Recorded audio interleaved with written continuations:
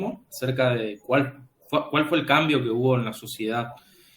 El cambio del pensamiento religioso. Surgió el protestantismo mediante Martín Lutero, que tuvo influencia en Alemania, Juan Calvino, que tuvo influencia en gran parte de los países occidentales como Suiza, Francia, Inglaterra, Escocia, Nueva Inglaterra, que vendría a ser Estados Unidos antes de su independencia, y también el pensamiento de Maquiavelo, que se confunde el fin con los medios. Bien, bien. Está bien como introducción, ahora ya vamos a entrar al mercantilismo, pero está bien como panorama. Para terminar con lo de Heilbronner, María Paula, ¿qué más querés comentar? ¿O alguien más que quiera comentar algo de Heilbronner? ¿Está María Paula? Sí, pero bueno, básicamente después sigue hablando de Francia, Alemania en el año 1300, 1500, de cómo se organizaban, básicamente, y que al principio no creían en el sistema de mercado, pero después, con el pasar de los años, se fueron adaptando y como que la gente quería ganancia, quería maximizar sus utilidades y, bueno, buscaba su propio bien, Con por así respecto decirlo. al rol de los economistas, ¿qué le parece? ¿Qué dice Heilbronner? Lo heterogéneo del mundo este de los economistas. ¿Qué pueden comentar a sus compañeros? Que era una casta homogénea, la de los pensadores en lo económico. No, dice algo así como que habían algunos que eran ricos, otros que nacieron en familias pobres, algunos estudiaron, otros no estudiaron nada, como que a lo largo de la historia fueron personas que no necesariamente tenían las mismas cualidades ni tampoco las mismas bases, digamos, ni materiales ni culturales. O sea, Perfecto. Es más como que los contrasta. Dice, algunos fueron ricos, otros fueron pobres. sí, Algunos le fue muy, fíjense, algunos le fue muy bien en las inversiones y se hicieron fortuna, y otros siempre fallaron en lo que invertían, por más que eran genios de la economía. Algunos querían lograr la distribución y la igualdad de la mujer, y otros eran súper conservadores o planteaban la limitación de la mujer. O sea, fue un grupo muy heterogéneo. Y otra cosa que me parece importante, el que no leyó, le invito a que lea el Hedrón el completo, o por lo menos los primeros capítulos. Y cuando habla de Adam Smith, la verdad que es espectacular como lo describe, que está ahí en el Drive. Me parece interesante también esto que dice: no fueron personajes célebres. O sea, hoy que yo a Adam Smith, a David Ricardo, nosotros los conocemos mucho, pero no fueron personajes que en la historia hayan tenido cientos de seguidores. Por ejemplo, en el lugar donde nació Adam Smith hay un monumento a él, pero en todas las universidades de economía es el gran personaje. Que ha sido Malthus, David Ricardo, lo que vamos a ver, algunos de los mercantilistas. O sea, fueron personas con una vida, no le digo oscura, pero no de fama, pero sí fueron muy influyentes. Sobre todo los formadores de escuela fueron muy influyentes sobre los líderes políticos. O sea, un Napoleón, desde los griegos, un Alejandro Magno fue formado por Aristóteles. Ahí no era economista, pero era un filósofo. Santo Tomás de Aquino influyó significativamente en los papas y en la iglesia del momento. Keynes influyó significativamente sobre Roosevelt y sobre todo la monarquía inglesa, y sobre entonces tuvieron preponderancia a través de influir en el pensamiento de los líderes políticos, pero en sí no fueron las personas que ejecutaron digamos las teorías que planteaban.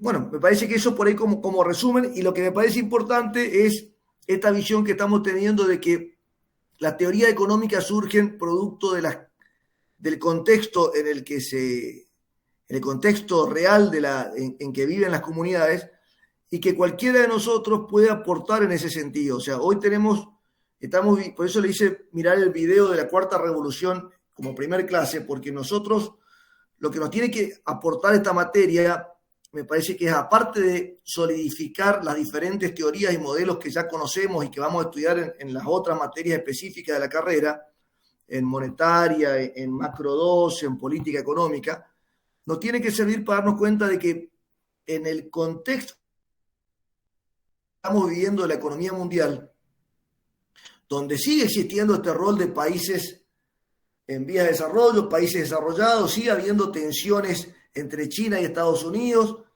pero el común denominador de esta época es la transformación tecnológica, la cuarta revolución industrial, lo que implica y cómo la tecnología va a influir en nuestras vidas, no solo en las cosas que consumimos, en la forma en que vivimos mejor, la famosa Internet de las cosas, sino que también está influyendo en forma significativa en nuestra salud.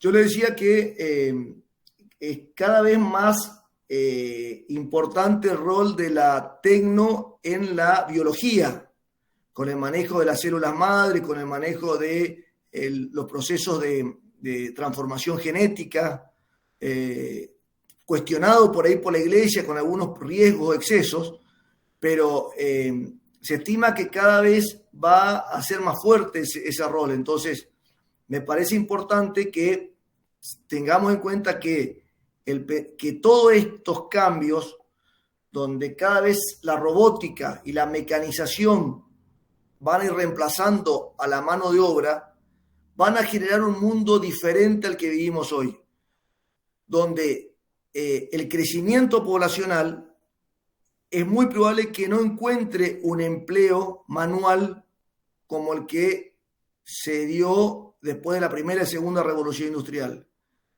Y eso va a plantear un desafío muy grande de tener un modelo económico viable desde el punto de vista social y a la vez eficiente desde el punto de vista productivo. Entonces, nuestra mirada de estudiar la historia y la historia del pensamiento económico en las diferentes escuelas nos tiene que incentivar y nos tiene que dar confianza para poder plantear cuál es la problemática actual y tratar de esbozar soluciones. O sea, cualquiera de ustedes con un estudio de posgrado puede ser parte de una escuela o una corriente de pensamiento nueva que trate de buscar solución a esto que estamos viviendo. O sea, entendiendo bien lo que estamos viviendo y aportar.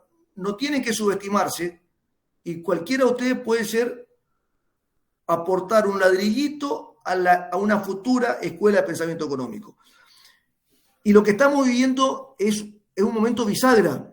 O sea, la robótica ya está. O sea, las fábricas automotrices de emplear miles de personas pueden emplear un porcentaje muy inferior y los robots son los que arman los vehículos. Entonces, ¿qué va a hacer? ¿Dónde va a trabajar el resto de la gente? Porque es uno de los temas. El tema del Internet de las cosas, el tema de la ecología, el tema del cuidado del medio ambiente, este tema de los ríos, la economía ecológica, la economía de género. O sea, hay muchos frentes de problemática económica muy actuales que merecen una mirada y una investigación y alguna propuesta de solución. Así que yo le diría que en su carrera, ustedes ya llegando a esta instancia de cuarto año de licenciatura en Economía, con toda la lectura que tienen y la que van a tener, están en condiciones de... Lo importante es tener la pregunta, tener el entusiasmo, el interés de estudiar algo y las herramientas las tienen, que es profundizar. Ustedes van a ver que todos los pensadores económicos que estudiamos se mataron leyendo e investigando. Antes era más difícil, había que ir a la biblioteca. Marx, cuando lo auxilian o se autoexilia en Londres, pasaba horas en la biblioteca británica leyendo a todos los clásicos y leyendo a todos los científicos de la época. Adam Smith también dice que se levantaba a las 4 o 5 de la mañana y caminaba como un loco pensando todo lo que había leído. O sea, y le decían que era el profesor chiflado. Entonces, leyendo e interpretando la realidad pueden construir cosas que solucionen el futuro. Creo que esa era un poco la invitación a la lectura de Heilbronner. Si hay algún comentario, mientras voy proyectando la presentación de mercantilismo que vamos a ver hoy, y le pregunto ¿Algún comentario primero? Bueno, si no hay comentario, lo que le quiero preguntar es el tema de exposiciones. ¿Cuándo arrancan? Alexis, creo que vos tenés la primera exposición. Bueno, junto con César Franco estamos por presentar Adam Smith. Yo había avisado en el grupo que la clase 4, o sea, lo que había pensado en primer lugar era que eran 2 clases por grupo. Uh-huh. Entonces, como me confirmaron que es una sola, la que determinamos que vamos a hacer es la de Adam Smith, que en el programa de clases estaba estipulada para ser la 6ª. No sé si se va a realizar vendría a ser el día martes de la semana que viene. Sí, quizás se corra una clase más. Hoy estamos dando el tema 3, digamos. Quizás se corra un día más, pero bueno, vayan completando. Los que no completaron, no eligieron tema, por favor lo hacen, lo ponen en el chat que tenemos ahí en el grupo. Y si quieren ya lo llenan en la planilla que está en el Drive. Profe, disculpe. Sí. El día martes de la semana que viene, martes 31, Sí. empezaríamos exponiendo yo y mi compañero Lucas Ochipinti el tema Fisiocracia, que está antes de Adam Smith. Perfecto, bien, bien. ¿Escribieron ya ahí ya en la pantalla? Creo que sí, que ya está ya. Bueno, listo. Chequealo, por favor, chequear en el Drive que esté. Y si no, escribilo ahí y mandá un mensajito en el grupo. O sea, arrancamos el 31 con los 2 apellidos, Ochipinti Labia. y Labia. Ochipinti y Labia van a dar el 31 del 8. Y después de esa van a ver Fisiocracia. Y después ya viene Smith, sería la del 2. A ver. Bueno, la próxima clase. Fíjate bien nomás, Labia y Ochipinti, que nosotros tenemos. Esperá un poquito que comparto el cronograma. Acá tengo acá no están asignados todavía. Nosotros tenemos, hoy estamos dando, ¿ven acá la proyección? Sí, profe. ¿Sí? Hoy es jueves 26, estamos en una clase atrasada, estamos dando mercantilismo. Mañana, el viernes, mañana no hay clases. No hay clase mañana, ¿no? Porque es feriado por San Fernando. ¿Ustedes tienen otras materias mañana o no? No. Bueno, entonces mañana no. Y el martes que viene, ¿por qué no? Martes que viene. No, escúchame, Labia y Ochipinti. El jueves planifiquen, porque el martes que viene vamos a dar la transición. Dale, profe, está bien. O la otra es que podamos juntar los temas, como para no atrasarnos. Hagamos Igual, disculpe que lo interrumpa, es largo Fisiocracia. Sí. Pero acá en estas exposiciones tienen que tratar de tener poder de síntesis y la exposición no debería ser de más de 50 minutos, para dar espacio a preguntas y a reflexiones. O sea, armen las presentaciones como para que sean, yo te diría, máximo 1 hora y los 20, 30 minutos restantes que pueda haber reflexiones, ¿saben? Pero en realidad vamos a correr, por ahora vamos a correr, después vemos cuándo recuperamos y cuándo nos ponemos al día, ¿le parece? Entonces, Alexis, vos tendrías la clase de Smith, en principio la tendrías para el jueves 2. La otra es que ustedes preparen solo la transición, son precursores de la economía clásica, pero es importante ver Cantillon, Petty, Hume, los 3 son muy importantes, ¿no? Por ahora vamos a ir corriendo una de estas clases, pues yo veo cuándo lo calzamos, ¿le parece? Dale, profe, no hay problema. Bueno, y déjame ver si tengo acá el Drive. Acá vamos a ver el Drive, a ver lo que está escrito. Ustedes todos accedieron a esto, ¿no? El Drive, yo lo tengo así. Lo tengo, historia de pensamiento alumnos. Acá tienen 4 carpetas. La de los libros, la de las diapositivas que vamos subiendo, que ya subí la clase de introducción, el pensamiento de la antigüedad y la escolástica. Y hoy les subo lo que vamos a ver hoy de mercantilismo. Y después tenemos cronograma de clase, que está el cronograma puro, y está esto que vamos a ver, que es el con la asignación. Alexis, esto me decía, esto la borro, ¿sí? ¿Y quién más da con vos, Alexis, acá, Adam Smith? César Franco. Bueno, espérame. Esto, César Franco, ¿está bien? Acuérdense que por ahora tenemos corrida una clase, ¿sí? Yo la dejo así porque en cualquier momento damos una extra o le asigno los temas para estudio en la casa y después lo repasamos. ¿Está bien? Malthus y Juan Bautista Sey todavía no tomó nadie. Y David Ricardo lo tomó Luciano Gross y Gastón Gaona. Benzan y Joan Stuart Mill tampoco lo tiene nadie. Los socialismos tampoco, no. El resto que no eligió, acá están los precursores del marginalismo, Serena Amarilla y Enzo Manetti. ¿Está bien, Enzo? ¿Sí? ¿Y Serena Amarilla puede ser? Marshall, Pablo Palmeiro y Alejandro González. Economía monetaria, Genos y Emilio. Institucionalismo. Sí, está bien. Vicente, Marina George, Schumpeter. Bueno, está. Acuérdense, hay alguien que quedó sin tema. A ver, son 24 los que están cursando y voy a contar. 2, 4, 6, 8, 10, 12, 14, 16, 18, 20, 22, 24. Ah, está perfecto, están todos. Listo, no digo más nada. Por ahora entonces tenemos corrida una clase. ¿Estamos de acuerdo? Yo no los veo, por eso pregunto, a ver si los veo acá. Sí, profe. ¿Estamos de acuerdo? Sí, Bueno, profe. listo. Arrancamos con mercantilismo. ¿Se ve bien ahí? ¿Está proyectando? Sí, profe.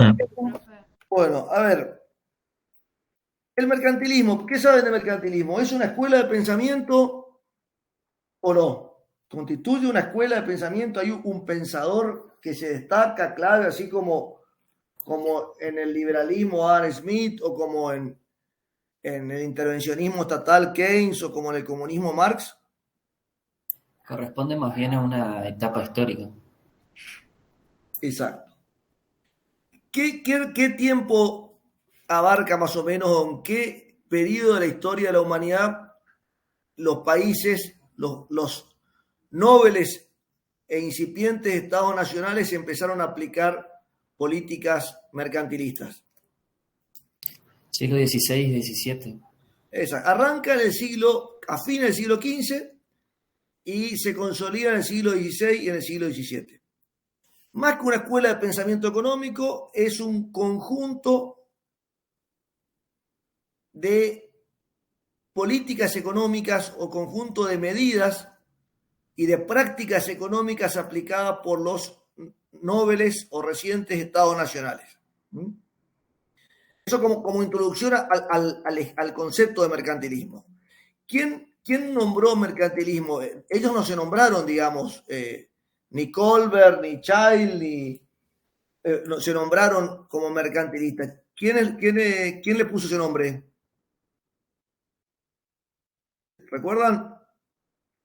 Adam Smith. Cuando Adam Smith escribe la teoría, critica duramente. Siempre van a encontrar que la nueva corriente o escuela, cuando ya son escuelas, por lo general se basan en reafirmar o continuar una escuela anterior, o si es disruptiva, en criticar y cuestionar la escuela o la corriente de pensamiento anterior. Adam Smith rescata algo de la fisiocracia y critica en forma dura al mercantilismo. ¿Qué libro seguimos para la presentación? Más o menos el de Schaeffler y el de Bruy-Grant. Bruy-Grant tiene un esquema, no sé si lo pudieron trabajar ya. Aprovecho acá también y les quiero mostrar. Es importante que tengan presente el cronograma de clase acá en el Drive. Toda la bibliografía. Trabajen con los libros. Acá trabajamos con Bruy-Grant Ekelund también lo toca, Landret lo toca, pero, por ejemplo, Skousen no, porque Skousen arranca un poco más adelante, que también es un libro interesante.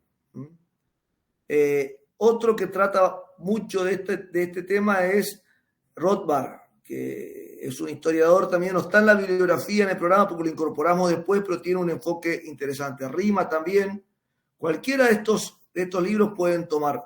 Es interesante cuando preparan un tema, chicos, que no se basen en un solo libro, que traten de, justamente la riqueza de su exposición va a estar dada en que puedan ver la visión que tienen los diferentes historiadores sobre la escuela o sobre la corriente que vamos a analizar. No se centren solo en uno. Si bien por ahí Bruy-Grant es el más didáctico y el más piola para preparar como eje, pero recojan también la opinión que tienen los otros. Bueno, ¿cuándo nace? ¿Cómo se dividen las etapas de la historia de la humanidad? ¿Alguien que agarre el micrófono? Acá decimos que el mercantilismo arranca en los inicios de la Edad Moderna. ¿Cuándo arranca la Edad Moderna? ¿Recuerdan los hitos que dividen las etapas de la historia?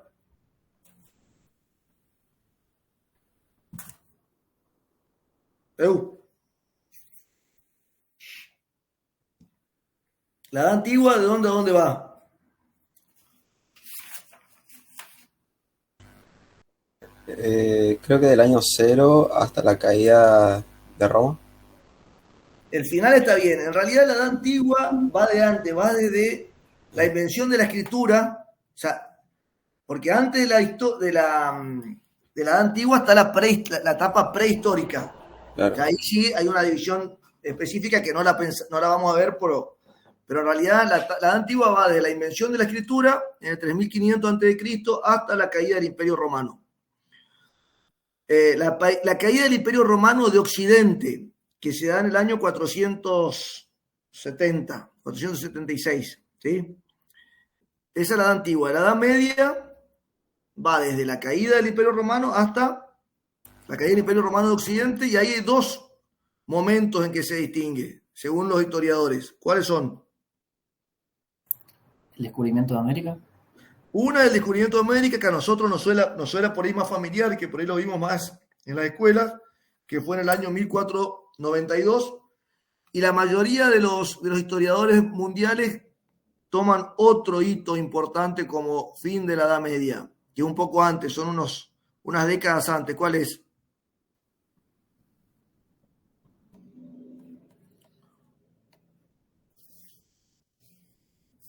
¿Alguien que recuerda? La caída del Imperio Romano de Oriente, o sea, la caída de Constantinopla a mano de los turcos. Que se dan, acuérdense que Constantino en el siglo V traslada la capital del Imperio Romano para protegerlo de las invasiones bárbaras a Oriente, y se instala en Estambul, en lo que hoy es Estambul, creando Constantinopla.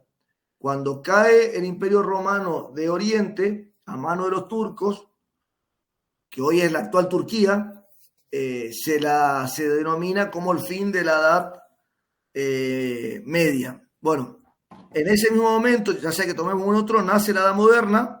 Fíjese que estamos hablando de 1450, 1490.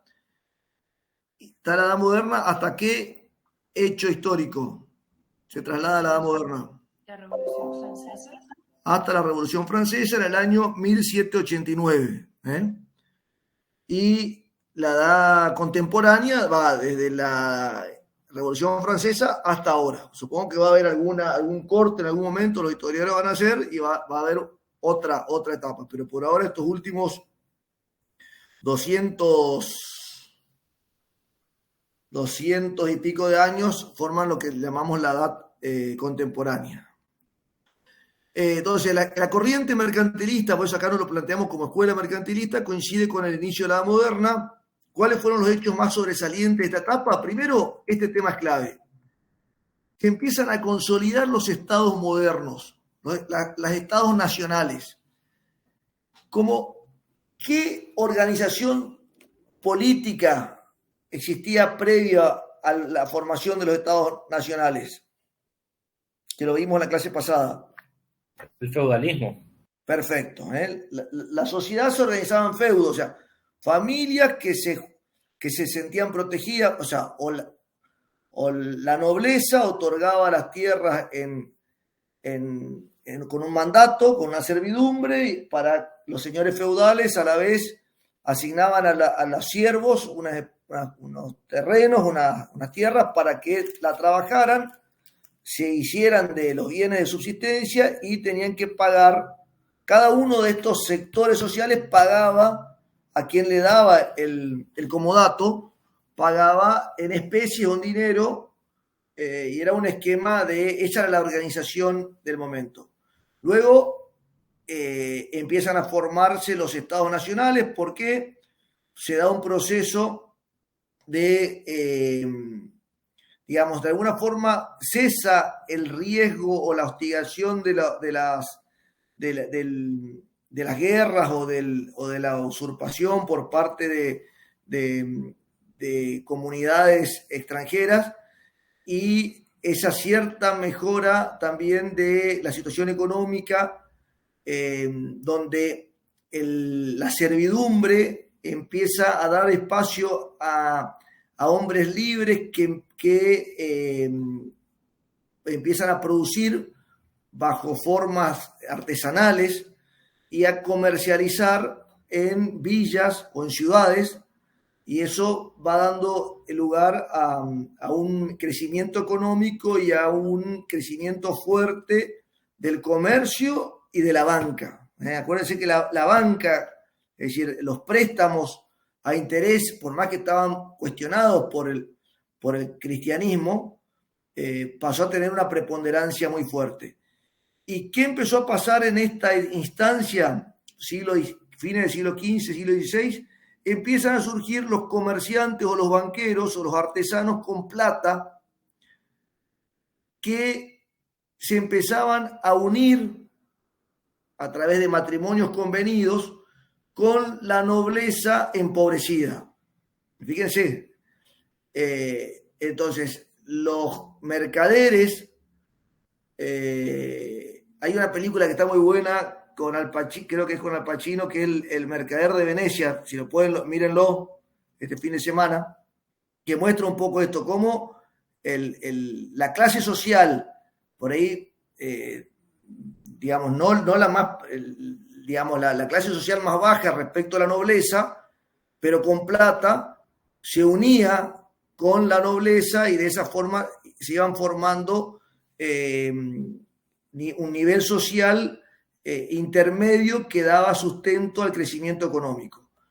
En este contexto surgen los estados nacionales, Francia, España, no Alemania. Alemania recién 2 siglos después toma la forma de Estado nacional, seguían siendo reinados independientes, lo que formaban Prusia, pero Alemania como Estado nacional recién se forma en 2 siglos después de que el resto de los países europeos. Igual, Italia también tiene una formación más tardía.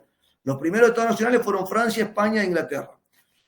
Surgen varios pensadores. Acá se lo cita en esta época a Hobbes, pero a mí me parece importante marcar 3 pensadores que hablan del Estado o de los estados nacionales o el por qué los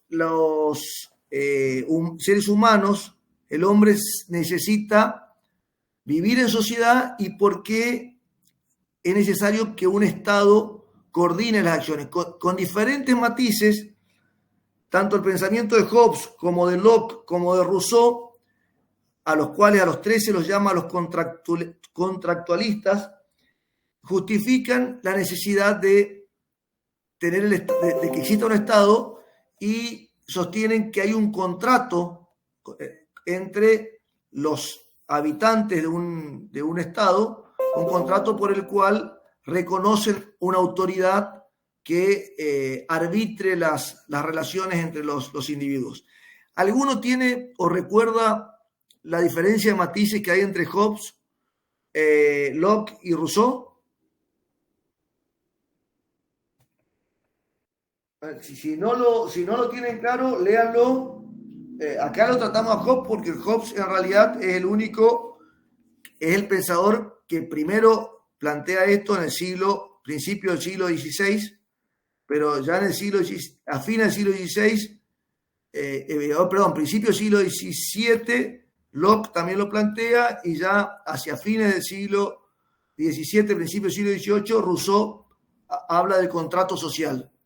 Pero todos explican de alguna forma que el Estado no surge por un origen divino, como por ahí decía Platón o Aristóteles, que el Estado surgía en forma natural o en forma divina, sino que el Estado surge como un contrato social entre los hombres, que se ponen de acuerdo en ceder parte de sus libertades para que una institución regule el funcionamiento.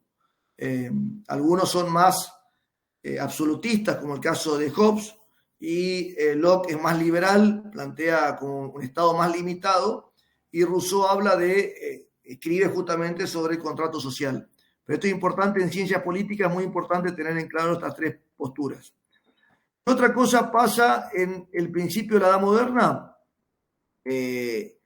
Fíjense que acá hay un hecho histórico que marca un poco el descubrimiento de América de alguna forma.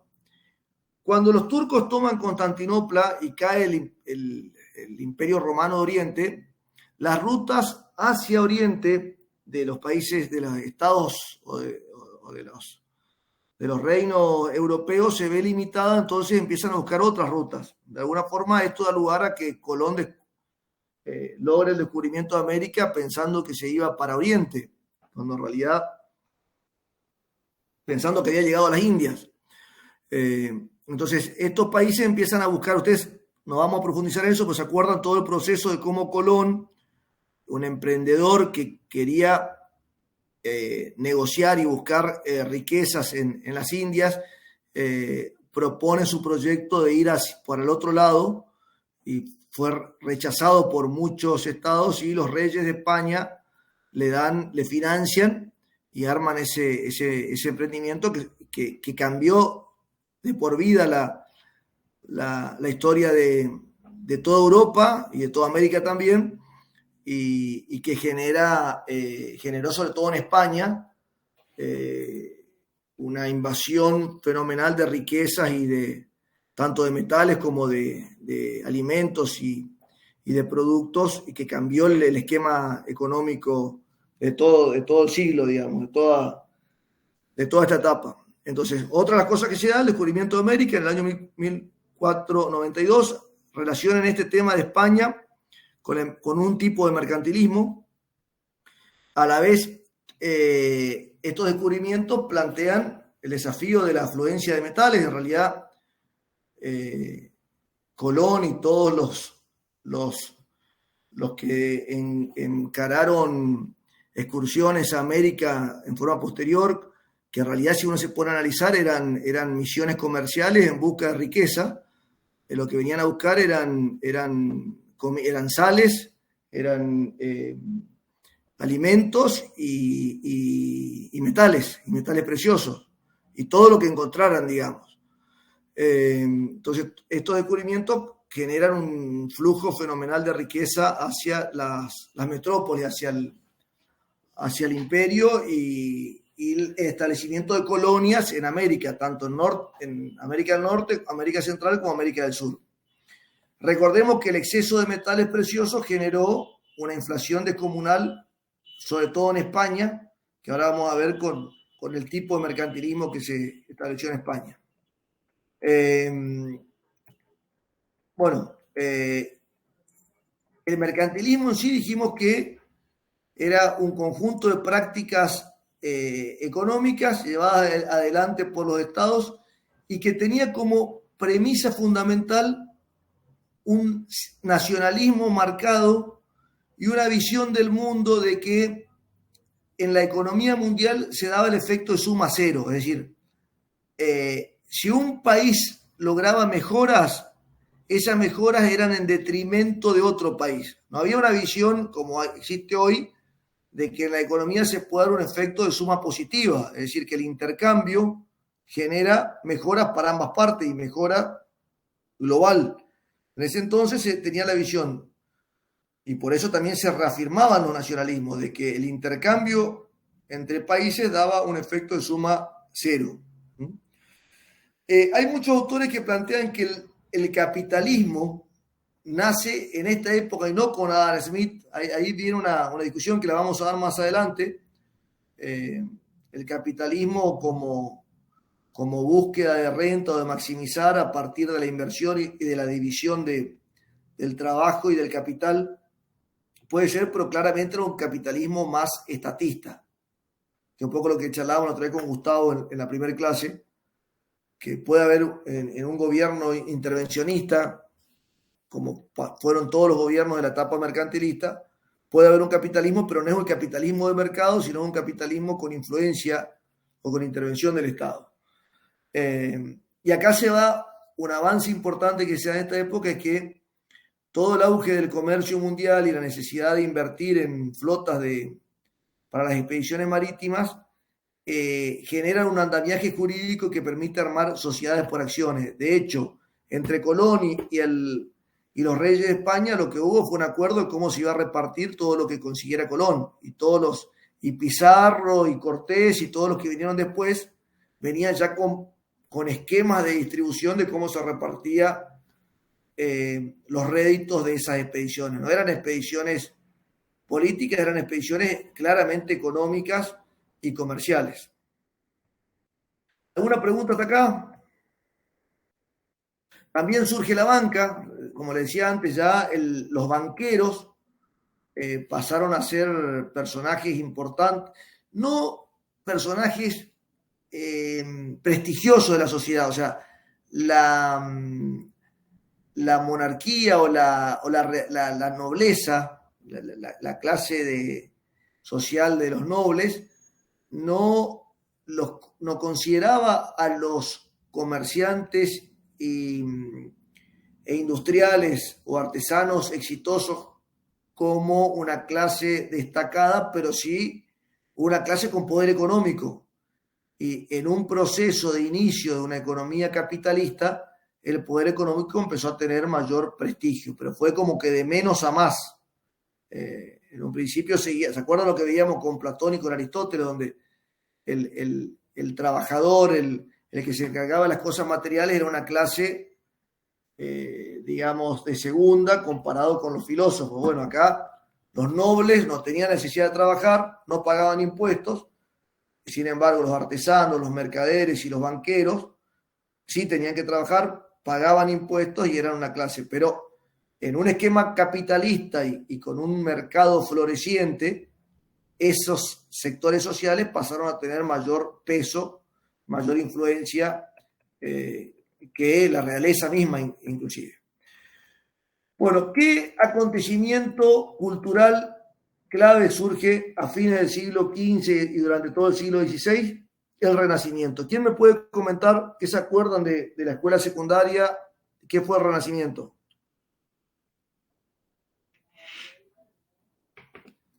A ver, para ver si están ahí. Yo hasta lo que me acuerdo era como movimientos que traían como, por ejemplo, que contribuyeron a la arquitectura, al arte y varias otras cosas. Bien, ¿en qué época y en qué zona se nació el Renacimiento? ¿Y cuáles fueron los personajes más nombrados, los personajes más destacados? Creo que nació en Florencia, ¿puede ser? Fue en Florencia, en la Toscana, en Florencia, en la Toscana, puntualmente en la ciudad de Florencia, donde los Medici, era una familia rica que aportaron papas, era una familia noble de mucho dinero también, porque eran banqueros, eran los mecenas o los sponsors de los artistas. Y bueno, ¿y cuáles fueron los principales artistas? Acá Gastón dice Miguel Ángel. ¿Quién más? En el mundo de las artes, Miguel Ángel, Leonardo da Vinci. En el mundo de las ciencias, Galileo Galilei. Acuérdense acá un poco la reacción de la iglesia. Si bien la iglesia, fíjense que tanto en Vaticano, en la Capilla Sixtina, en el Museo del Vaticano, hay obras de todos estos artistas. en el plano de las ciencias la Iglesia tenía fricciones respecto de, o tenía temor al avance del cientificismo, porque ponía en jaque o cuestionaba los preceptos de la Iglesia de que el mundo fue creado en 7 días, y es como que, o que la Tierra, se pensaba que la Tierra era plana, y los primeros científicos que empezaron a plantear de que la Tierra era redonda y que giraba sobre su eje y que giraba alrededor del Sol, era como que eran herejías. Bueno, de hecho, lo consideraron herejías, y a los científicos que planteaban estas cosas los consideraron herejes. ¿Por qué? Porque ponían en jaque el poder, el monopolio del conocimiento y el poder de la Iglesia. O sea, es una etapa muy difícil para todos estos. El arte no tanto, pero sí la ciencia, sobre todo la astronomía, la física, la química, era muy cuestionada o muy seguida de cerca por la Iglesia por el temor a que cuestione los preceptos de la Iglesia. Entonces está bien. Podemos decir que el Renacimiento fue un movimiento cultural que se produjo en Europa Occidental durante los siglos XV y XVI, en ese periodo de transición entre la Edad Media y la Edad Moderna. Los principales exponentes se dan en el campo de las artes, de las ciencias, y un poco los nombres estos que dijimos. Y el inicio o el lugar clave de esta etapa, que fue muy importante para todo lo que vino después, fue la ciudad de Florencia, que es una ciudad fantástica desde el punto de vista de la belleza histórica que tiene, donde los Medici, que eran un poco los dueños y los nobles y los dueños de casi todo, eran los que impulsaban esta cuestión. Y ahí también donde surge Maquiavelo. Por ejemplo, en la política, Maquiavelo la asesoraba, y que escribió el libro El Príncipe, que creo que ustedes en sociología lo van a tener que leer. El Príncipe, donde Maquiavelo daba sugerencias sobre cómo gobernar, cómo el príncipe debía gobernar su reino. Y bueno, hoy Maquiavelo, hay esto un término maquiavélico, se dice como Maquiavelo decía que el fin justificaba los medios. Se lo conoce mucho por esa frase, donde básicamente lo que trata de resumir es que el arte de la política muchas veces, para lograr un fin, tenés que, los medios por ahí no son tan santos como se deberían, pero no está limitado solamente a eso, digamos. El libro del Príncipe narra una cantidad de sugerencias y de consejos de cómo gobernar, buscando consensos o no, en una etapa ya. ¿Por qué el libro El Príncipe y Maquiavelo es importante en esta época? Porque quizás 200 años antes, en la etapa feudal, donde el hombre se sentía que tenía un destino que no podía cuestionar y no había posibilidades de desafiar nada ni de libertad, no hacía falta instruir en cómo gobernar. Pero en una etapa donde el hombre ya busca libertad, se siente libre, fíjense que esto termina con la Revolución Francesa. Luis XVI y María Antonieta, juzgados, más que juzgados, aguillotinados por el pueblo. Entonces los monarcas son derrocados, desterrados y asesinados por una revolución. Entonces, en esta etapa intermedia es como que ya las libertades del hombre, donde se pasa de la etapa teocéntrica a una etapa antropocéntrica, el hombre pasa a estar en el medio del interés de estudio y demás. Bueno, todo esto es un poco lo que decimos acá. El libro de Schaeffer pone el foco también en que es importante que acá los autores y los artistas paganos de la época greco-romana empiezan a ser exaltados o se empiezan a ser admirados por la comunidad, y como que todo lo eclesiástico y lo escolástico pasa a ser más oscuro. Entonces, esto incentiva mucho el tema de las artes y de la cultura y de las obras de teatro y digamos, la cultura en general. Acá un poco lo que decíamos, la visión teocéntrica es reemplazada por la antropocéntrica. Este tema del ideal de moderación, de que aceptar lo que te toca, es reemplazado por una visión hedonista. Acuérdense, el hedonismo era la actitud frente a la vida donde el placer es el fin,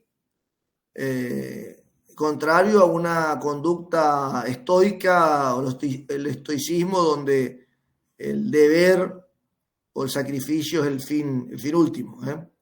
Y acá se le deja de tener miedo al aspecto material o al afán ilimitado de riquezas. De hecho, los banqueros y los mercaderes que más plata tenían eran los que lograban mejor posición en los acuerdos estos que hacían con la nobleza. Bueno, este tema es muy importante. El Renacimiento, si bien se caracteriza mucho, se lo conoce mucho más por Leonardo da Vinci, por Miguel Ángel, en realidad dio paso a la investigación. De hecho, Miguel Ángel también era un científico que no solo eran polifacéticos estos tipos, no sé qué cabeza tenían, pero todos los científicos de esa época eran artistas, eran tipos que con una cabeza muy inquieta y que hicieron aportes sumamente valiosos, más allá del ámbito por el que más se los conoce. Y acá hay una frase que esto también es importante: la investigación nos lleva a un reemplazo de un método deductivo aristotélico, que es de lo general a lo particular. Se empieza a poner foco en un método más inductivo, que es de la observación. Observo y voy construyendo a partir de esa observación. Y el hombre se lanza al dominio de la naturaleza, y acá la ciencia se separa de la religión. Esto no fue gratuito. La Inquisición generó muchas víctimas y hubo gente que pagó con su vida de lo que hoy disfrutamos. En el plano religioso, a la vez, lógicamente, se da un cisma, se da un quiebre, donde el cristianismo se divide en el protestantismo y, por otro lado, el catolicismo. Y esto tiene una importancia muy fuerte sobre la economía, como vimos la otra vez. Surgen básicamente, que ahora vamos a ver, dos corrientes dentro del protestantismo, Calvino y Lutero, que desafían el poder de la Iglesia católica, el poder cristiano en ese entonces, que estaba constituido por la Iglesia católica, donde se cuestionaba mucho el tema de el rol y la visión del mundo que tenía el catolicismo, y esta relación también con la economía, con la riqueza y demás. Y esto es lo que dijimos otra vez, el libro de Max Weber, que era el libro La ética protestante y el destino del capitalismo, que lo tenemos en la bibliografía.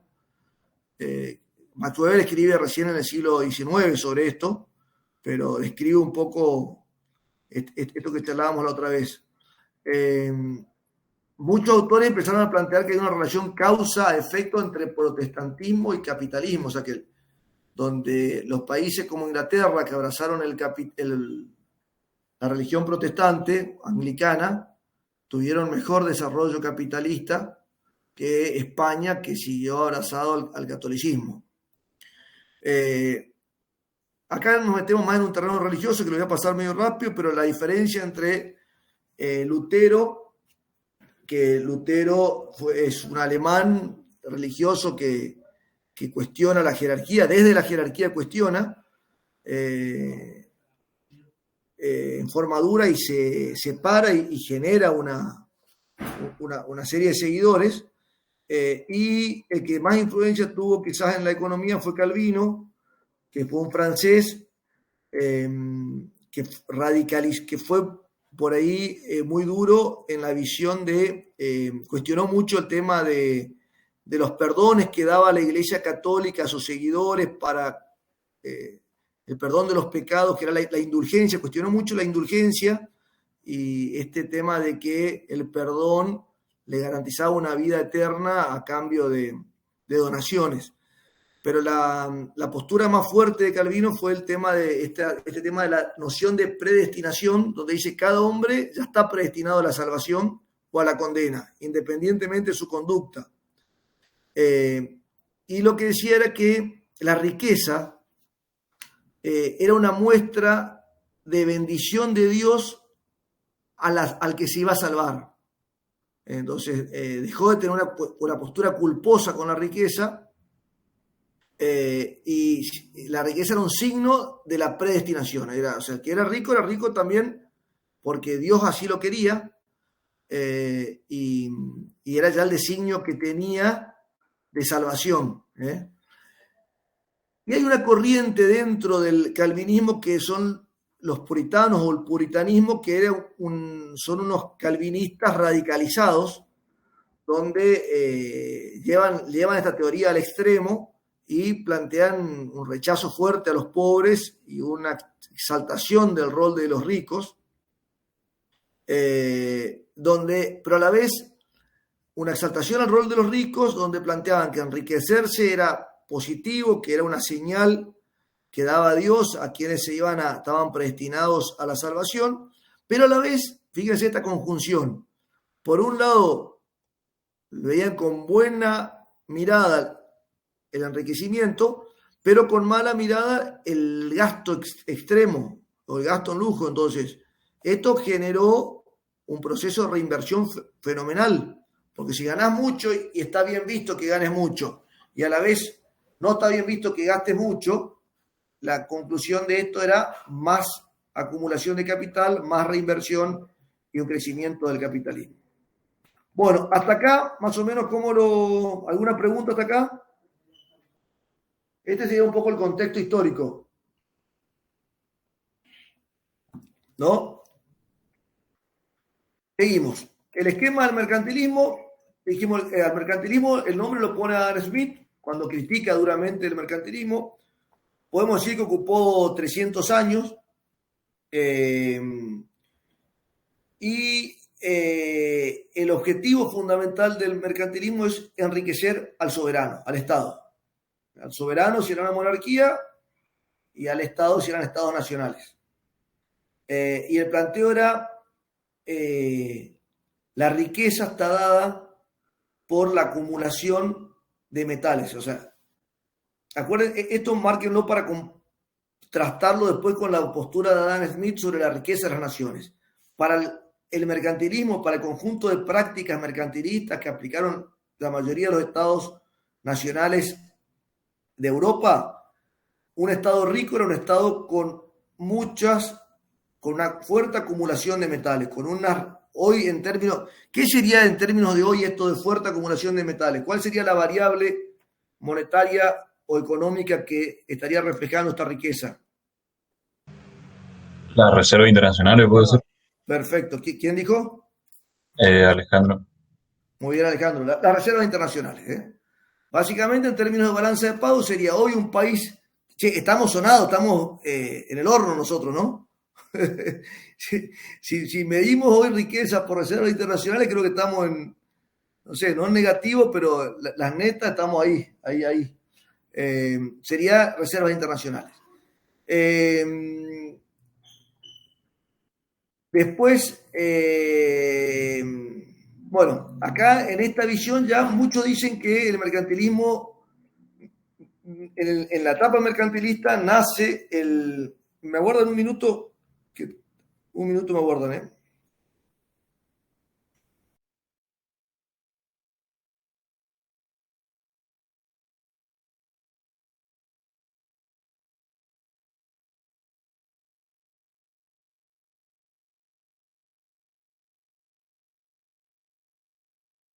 Bueno, les decía que en esta etapa es como que ya no hay un cuestionamiento a la economía natural y a la crematística. Podemos decir que la crematística triunfa, porque si el objetivo fundamental era enriquecer al soberano y al Estado, obviamente esta discusión ética de economía natural y economía crematística desapareció totalmente. Aparte, el poder de la Iglesia también se diluyó con lo cual toda la teoría escolástica o los preceptos de la escolástica también quedan de lado. Este punto importante, el concepto de riqueza nacional: la riqueza de una nación está dada por la acumulación de metales preciosos. ¿Qué otra característica tenía el mercantilismo? El intervencionismo estatal. Para lograr el enriquecimiento del príncipe y de la nación, los mercantilistas creían que la economía debía ser dirigida por el soberano. Otra de las características es el poblacionismo, es decir, el concepto era mayor población, era mayor posibilidades de ser rico, pero con una visión de pagar bajos salarios y de que la gente trabaje mucho. ¿Por qué? No porque ¿cuál es la visión de riqueza hoy? Después de Adam Smith hasta hoy, ¿cuándo decimos que un país es rico? A ver, le pregunto a todos. ¿Cuál es el concepto de riqueza de una nación hoy? Según el PBI. PBI per cápita. PBI, PBI o PBI per cápita es la producción de bienes y servicios. Eso ya lo plantea Adam Smith, La riqueza de la nación está dada por la cantidad de trabajo que genera, por la cantidad de bienes que produce. Pero en esta etapa era por la cantidad de metales que acumulaba. ¿Y cómo acumulaba metales? Trabajando mucho, teniendo productos para exportar, importando poco y teniendo saldo positivo de la balanza comercial. Lean después un poco la doctrina Montaigne, que es la que decía de efecto de suma cero, que en el comercio mundial, si un país le gana a otro en el comercio internacional, el otro pierde. O sea, si un país gana, el otro pierde. Hoy no se tiene ese concepto. Siguiendo un poco el esquema de Bruy-Grant, ¿a quién beneficiaba el mercantilismo? Obviamente, principalmente a los gobernantes y a los comerciantes capitalistas amigos o favorecidos por el gobierno, porque el gobierno era quien asignaba los monopolios. Favorecía a los más fuertes de un estado, pero ya no a la nobleza solo, ¿se entiende? Acá ya empieza a jugar fuerte esta clase social que va a desembocar en lo que se llama la burguesía, compuesta por artesanos, comerciantes, mercaderes, banqueros, y sobre todo si estaban cercanos al gobierno y tenían privilegios, mucho mejor. Acá se da lo que ustedes vieron en Micro 2, seguramente, la conducta de búsqueda de rentas al extremo. ¿Por qué? Porque todos trataban de maximizar su utilidad y no estaba mal visto ganar mucho dinero. Pero no era tan transparente este esquema de ganar. ¿Por qué? Porque muchas veces las regulaciones eran los estados los que asignaban, por ejemplo, las expediciones a América para intercambiar riqueza eran designadas por el gobierno, por la monarquía española, por el gobierno inglés.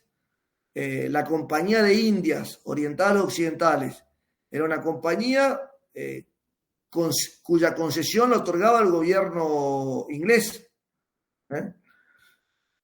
Siguiendo las preguntas de Bruy-Grant, ¿en qué forma el mercantilismo era válido, útil o correcto en su época? Y sí, o sea, permitió la acumulación de lingotes, con una visión por ahí muy enfocada en la balanza de pagos de un saldo superavitario, pero permitió digamos, a los países disponer de unas reservas o de la acumulación de metales, y esa acumulación de metales favorecía porque bajaba la tasa de interés y a la vez promovía el nivel de actividad económica.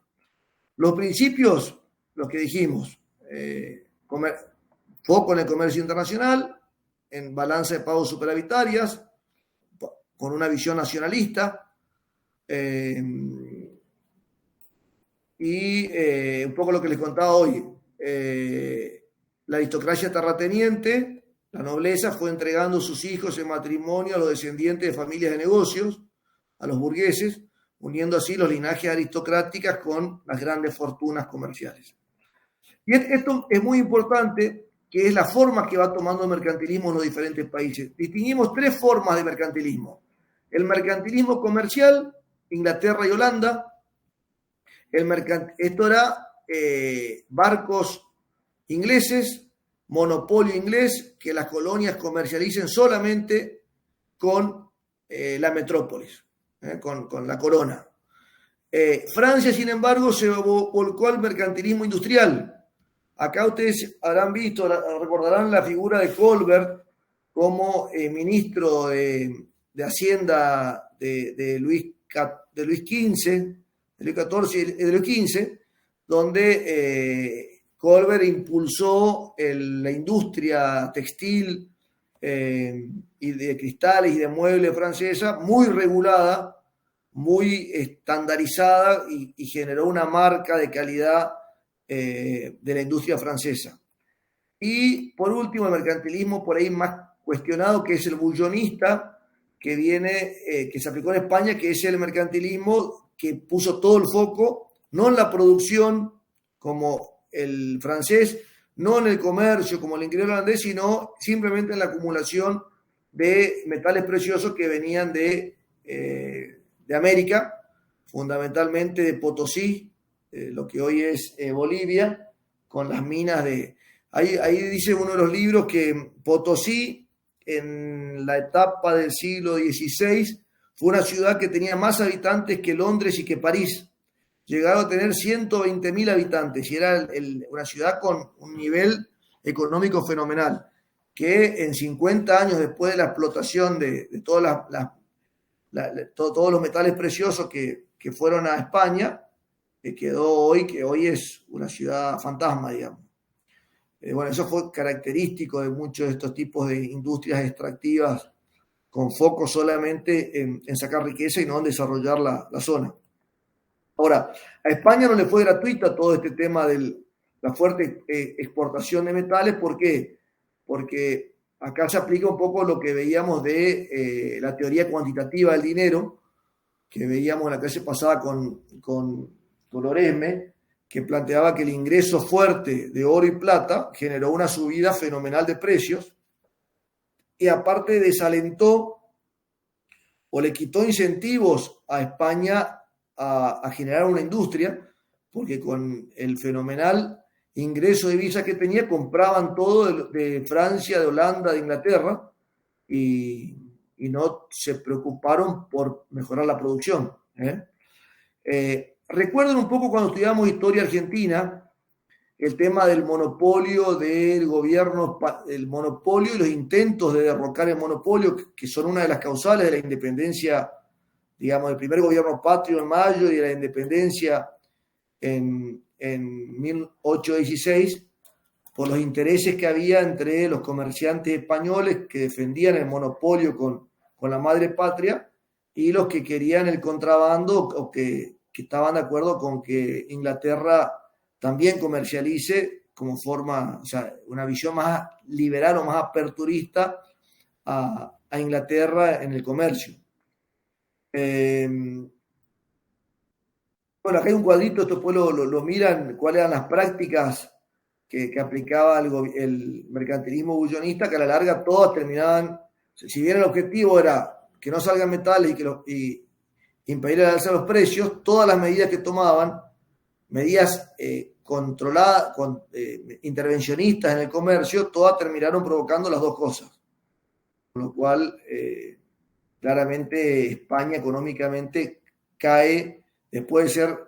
España fue a principios del siglo XVI la principal potencia mundial de Occidente y, bueno, producto de todos estos errores, cae hacia fines del siglo, cae muy por debajo de Inglaterra, de Francia, hasta de la misma Holanda. Acá cuento un poco, narra esta cuestión. Vamos a ver en los minutos que nos queda 3 o 4 exponentes del mercantilismo. Uno, Copérnico, que sigue un poco la visión de Nicolás Oresme respecto del rol que tiene el exceso de dinero en la economía y sobre todo el exceso que tienen los precios y se anticipan también a la ley de Grisham, de que la moneda mala desplaza a la moneda buena. Jean Bodin, francés, que también planteó temas monetarios, observando también qué pasaba con este fenómeno de las colonias, y un poco fue uno de los precursores de la teoría cuantitativa del dinero, pero dentro del mundo mercantil, o sea, reconocían el problema que traía el ingreso de dinero, pero no planteaban salirse de eso. Al contrario, Baudin planteó que había que limitar la importación de manufacturas no imprescindibles, y también la salida de materias primas, porque decía que los productos tenían que salir elaborados, porque eso mejoraba la balanza comercial. La misma postura que ustedes ven hoy que pudo haber tomado en Argentina, quizás la gestión de Moreno fue una gestión que se la denominó como mercantilista, porque era la visión de cerrar la economía o de limitar el comercio para tener una balanza comercial positiva, limitar las importaciones y las exportaciones de productos no elaborados, o la política que aplicó Trump frente a la competencia con China. Otro de estos últimos dos son ingleses, Child, que fue directivo de la Compañía de Indias Orientales, que era la encargada del transporte y del comercio con Oriente. También planteaba una serie de medidas favorables o que se encuadran dentro de lo que es el mercantilismo, y también todo el fenómeno de la época fue las colonias. O sea, después del descubrimiento de América había colonias para Europa, para España, para Portugal, para Inglaterra, y alguito para Francia en Centroamérica, y algo para Holanda, pero todas los estados nacionales tenían colonias no solo en América, sino también tenían en Asia, y era el esquema, el beneficio de ese comercio.